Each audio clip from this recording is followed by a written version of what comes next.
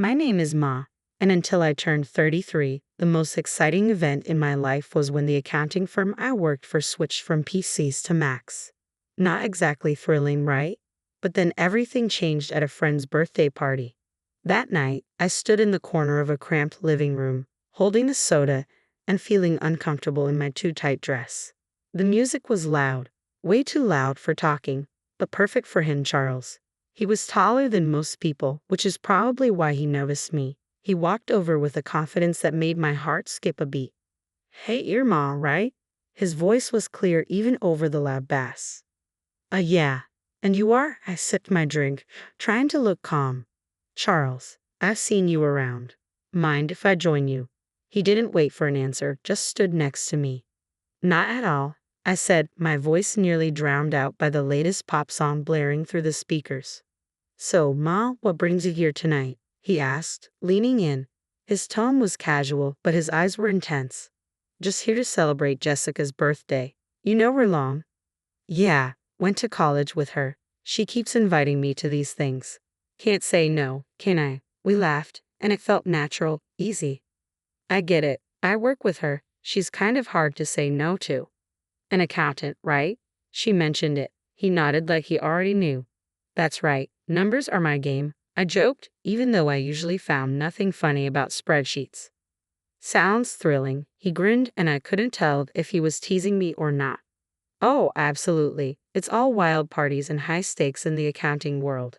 We laughed again, and I felt at ease talking to someone genuinely interested in what I had to say. It was new, exciting, and a bit scary. You want to grab some air, he suggested, nodding toward the backyard. I nodded, grateful to escape the noise. Outside, the cool air was a relief. So, what's a guy like you doing in a place like this? I asked, trying to sound more confident than I felt. Just looking for a good time, I guess. And maybe someone cool to hang out with, he said with a smile that made his eyes crinkle at the corners. We talked about everything and nothing, movies, books we liked, how he was into graphic design but stuck in a corporate job he didn't love. It felt like we'd known each other for years. As the night wound down, he pulled out his phone. Can I get your number? I'd really like to see you again, Ma. I hesitated, not used to this kind of attention, but something about him felt right. Sure, I said, typing my number into his phone. He smiled, his whole face lighting up. Great, I'll call you. We should go out, just the two of us.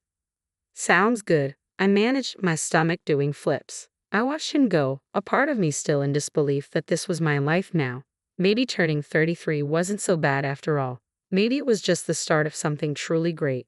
The days after Charles' call felt like a blur. Before I knew it, I was getting ready for our first date, my nerves all over the place since I didn't have much experience in this area. I chose a simple blue dress, nothing fancy, but I hoped it would do the trick. Charles picked me up at 7 sharp in his clean, well-kept sedan. Nothing flashy, but it suited him perfectly. As I got in, he flashed me a smile that could knock you sideways. You look great, Ma, he said. Thanks, I mumbled, probably blushing like a tomato. You look nice too. Dinner was at a cozy little French place he knew. The food smelled amazing, but my stomach was doing somersaults. We ordered pasta, him with some fancy sauce and me with plain old marinara. So, Ma, tell me something about you that no one else knows, he said, twirling his spaghetti expertly onto his fork. I chuckled, playing with my food more than eating it. Well, I'm pretty boring, but I guess not everyone knows I can solve a Rubik's Cube in under a minute. He raised his eyebrows. Really now? That's pretty cool. You'll have to show me sometime. Sure, I said, starting to relax a little. What about you? Any hidden talents? I make a mean breakfast burrito, he boasted with a grin. Best you'll ever have. I'll take your word for it. Maybe you can prove it sometime, I teased. The conversation flowed, and for the first time in a long while, I felt like I was exactly where I was supposed to be. The next few weeks were a whirlwind. We saw each other constantly. Charles would come over after work, and I'd meet him for lunch near his office. He showed me his favorite spots around town, little nooks I'd never noticed before. It was like seeing the city for the first time. Things took a serious turn when he invited me to meet his parents, Brian and Camille. They lived in a small, cozy house full of photos and little decorations. Camille hugged me the second we walked in. Oh, we've heard so much about you, dear, she said, squeezing my shoulders. She's lovely, Charles said, and I could tell he was pleased. We sat down to dinner, and the conversation was non-stop. So, Ma, Charles tells us you're an accountant. That must be interesting, Brian said, passing me the potatoes. It has its moments, I replied with a smile. Mostly just numbers, but I like the order of it. And how's your family? Camille asked, genuinely interested. They're good, thanks. My dad's a businessman, always busy, but he's been really supportive of me. It was all happening fast, but it felt right. It was as if everything in my life had been leading up to this moment, meeting Charles and feeling like someone finally saw me for who I was, not just some plain Jane accountant. One evening, a few months into our whirlwind romance, we were walking along the riverbank.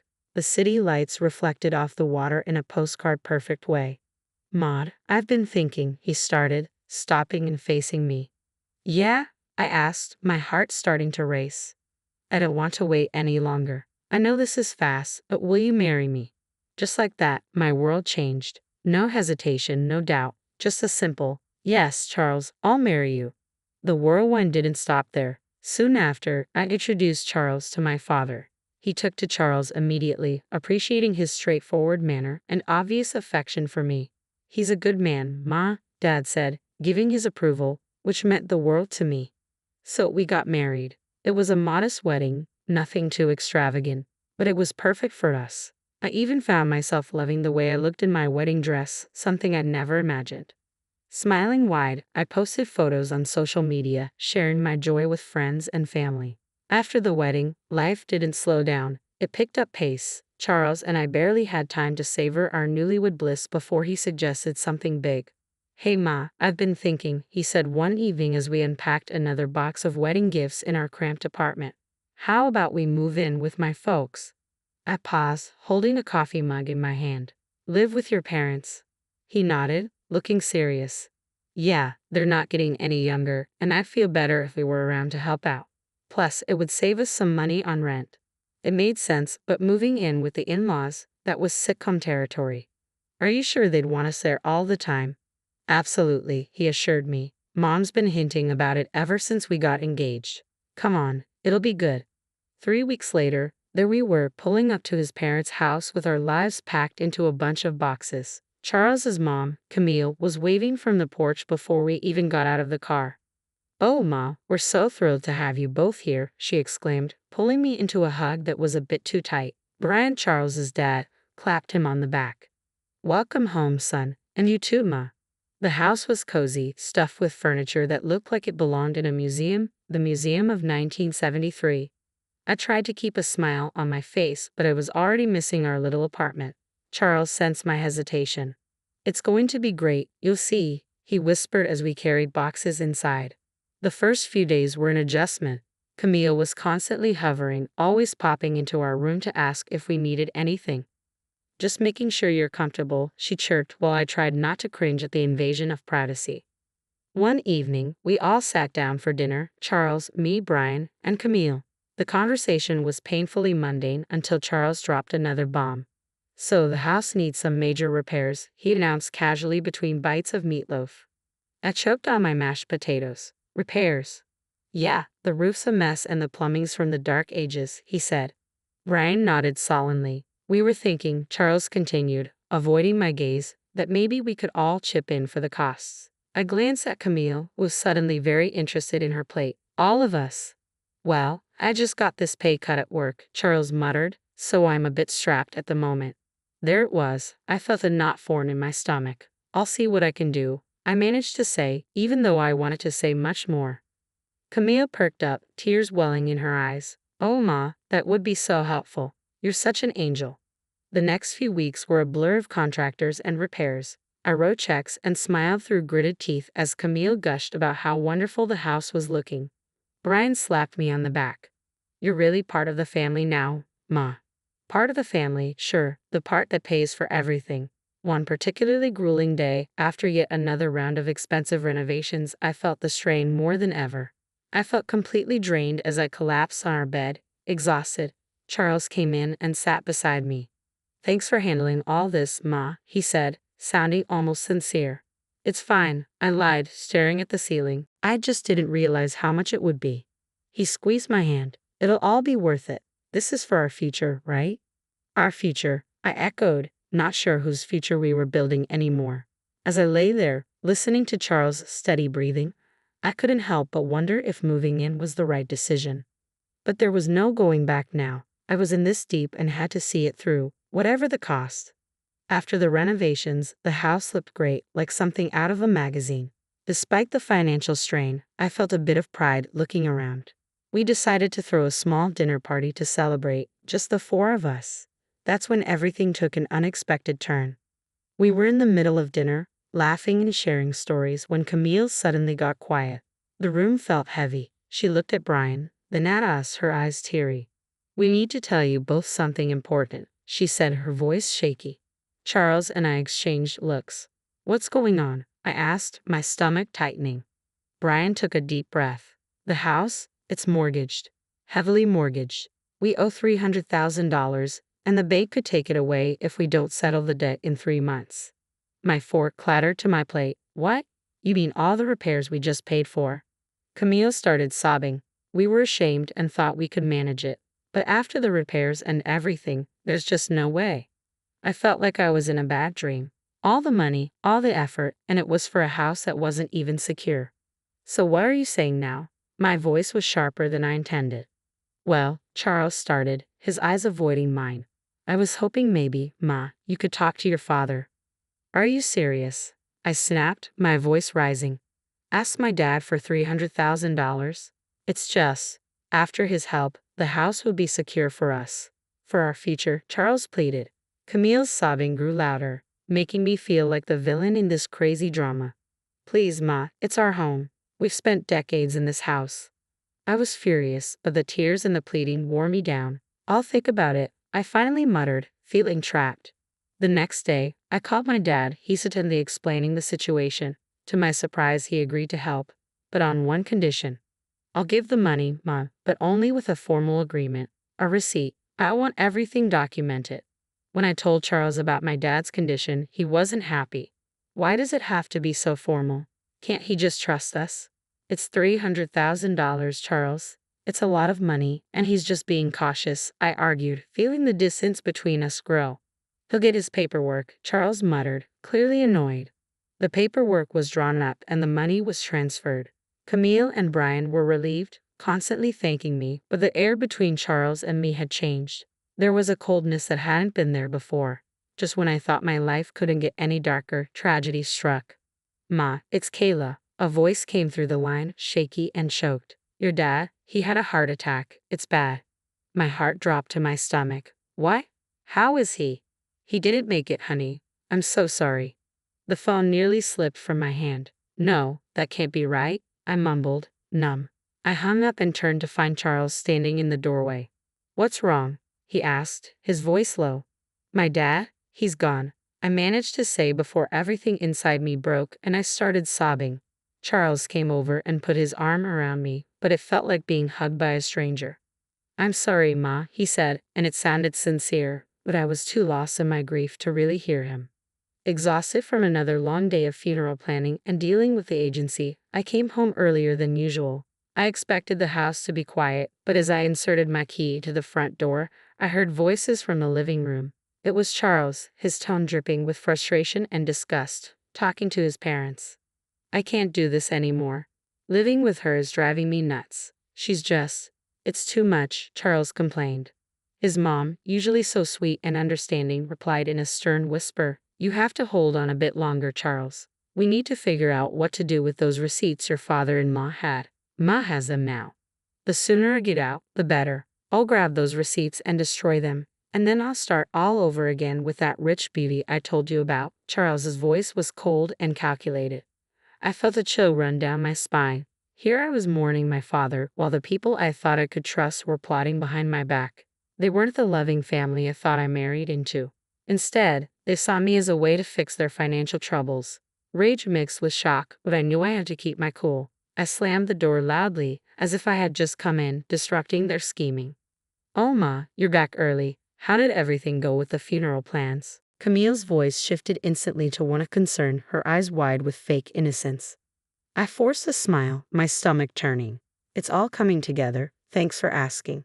As I spoke, I could see the quick glances they shot each other, their faces a mask of fake concern. It made my skin crawl knowing their true colors, but I realized that showing my cards now wouldn't help. I needed to be smart. I needed to protect what was mine and possibly even get some justice for their deceit. The funeral was somber, the air heavy with grief and murmured condolences. But as the ceremony wrapped up and we returned to Charles's parents' house, the true colors became even clearer. As we gathered in the living room sipping on lukewarm coffee, the family I married into began to show their true colors. Charles's demeanor shifted, his usual charming facade crumbling away to reveal something more sinister. With a cold laugh, he looked straight at me and dropped the bomb. "Ma, pack your things. You need to get out. I've got someone else now, someone better." His words should have felt like a slap, and I pretended to be stunned. Before I could respond, Camille chimed in with a snide giggle. "We've really had enough of you, dear. We only put up with you for your money." "What about the house?" I asked, feigning disbelief. "The house that I paid to fix. The $300,000 I poured into it." Camille laughed harder as if I had told the best joke of the year. "Oh, sweetie, this house is ours. You're nothing here." Charles's smirk widened. "And those receipts you're so proud of? Found them in your dad's house and burned them. They're gone." For a moment, I let them believe they had won, but then I couldn't help it. I burst into laughter, my reaction confusing them, their smiles faltering. "Why are you laughing? What's so funny?" Charles demanded. I wiped a tear from my eye, still chuckling. "You three are just pathetic. You think you're so clever. The receipts you destroyed were copies. The real ones are safe with my lawyer." The color drained from their faces. Charles's arrogance turned to panic. "You can't prove anything," he stammered. "I can, and I will," I shot back, my voice steady and firm. "Now, I want my money back. All of it, or my next call is to the police." Charles and Brian looked at each other, their earlier confidence replaced by fear. Brian, usually so bold and brash, began to plead. "Ma, please, let's talk about this. We can sort something out." With the truth out and leverage in my hands, negotiations with Charles and his parents dragged on longer than I expected. It was clear they were trying every angle to sway the terms in their favor, but I wasn't about to budge. "Look, it's simple," I stated firmly during one of our many discussions at their now legally mine kitchen table. "The house gets transferred to my name in exchange for the money. That's the deal. No more games." Finally, they relented. We all agreed that the best course of action was to make everything official and legal. I insisted that everything be documented by a lawyer and confirmed with the proper papers. "I want no corners cut," I emphasized. At the lawyer's office, the atmosphere was tense as documents were signed and notarized. I watched closely as each signature was applied, ensuring there was no room for further deceit. Once everything was finalized, I felt a weight lift off my shoulders. I collected the documents related to the transfer and turned to Charles's mother, who looked deflated yet still carried a hint of her former haughtiness. "I'll be keeping these in a safe place," I said, holding up the papers before slipping them into a folder, just to ensure no one is tempted to pull any stunts. With the legalities handled, the divorce proceedings were straightforward. Charles was quiet, his earlier arrogance nowhere to be seen. When the final papers were signed, I felt a weight lift off my shoulders. A chapter closed. On the day they moved out, I stood on the porch of my now fully owned house and watched Charles, his mom, and dad carry their belongings to a rental van. Their movements were slow, the mood somber. I couldn't help but feel a mix of satisfaction and sorrow. This wasn't how I imagined my marriage ending, but under the circumstances, it was the best possible outcome. After everything settled down, and I began to enjoy my newfound peace, word got back to me through friends about Charles and his situation. Apparently, the grass wasn't greener on the other side. His mistress had dumped him not long after our divorce, and his parents were now crammed into a tiny apartment, a big downgrade from the comfortable house they once had. It seemed karma had caught up with them quicker than I expected. Despite their situation, they started reaching out to me, bombarding me with calls and messages, probably hoping to weasel their way back into my life or, at least, my house. But I was done with their deceit. I blocked their numbers without a second thought and blacklisted them on all social media. It was liberating to cut the final threads that connected us. One afternoon, as I was enjoying the quiet moment with a book in my living room, there was a knock at my door. Peering through the peephole, I saw Charles standing there, a pathetic figure holding a bouquet of flowers. The audacity of it made me scoff. Opening the door, I couldn't help but laugh outright at the sight of him. Really, Charles? Flowers? He shuffled uncomfortably, the bouquet seeming to wilt along with his spirits. Ma, I've realized so many things. I was wrong, terribly wrong. Remember when you told me I disgusted you? I interrupted, leaning against the door frame, not hiding my amusement at his discomfort. What changed, Charles? Run out of options? He looked down, the shame clear on his face. I made mistakes, but I'm here to make things right. I shook my head, almost feeling sorry for him. Almost. You're not here to make things right, Charles. You're just desperate to get back to your comfortable life. But guess what? That life doesn't exist anymore. Not for you. His face fell, and he took a step back as if my words were physical blows. Ma, please.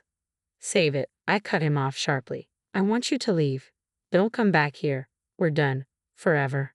Charles stood there for a second longer, his hope visibly crumbling. Then, without another word, he turned and walked away, his shoulders hunched in defeat. I returned to my book, feeling a sense of finality and relief. I smiled to myself, feeling the quiet of the house wrap around me like a comforting blanket. It was such a stark contrast to the chaos that once filled this space. The constant noise, the tension, the deceit, all of it was gone now. I could finally breathe deeply without the weight of worry on my chest.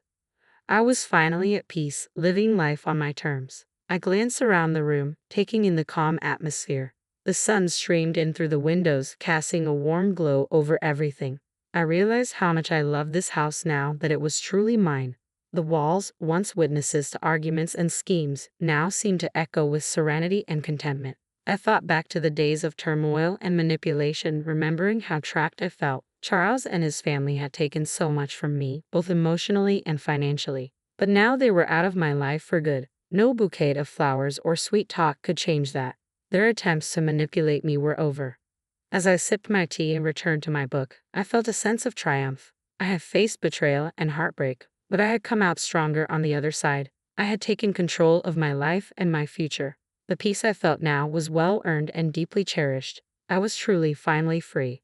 Free from lies, free from deceit, and free to live my life as I chose. The future stretched out before me, full of possibilities and opportunities. I smiled again, knowing that whatever came next, I was ready for it.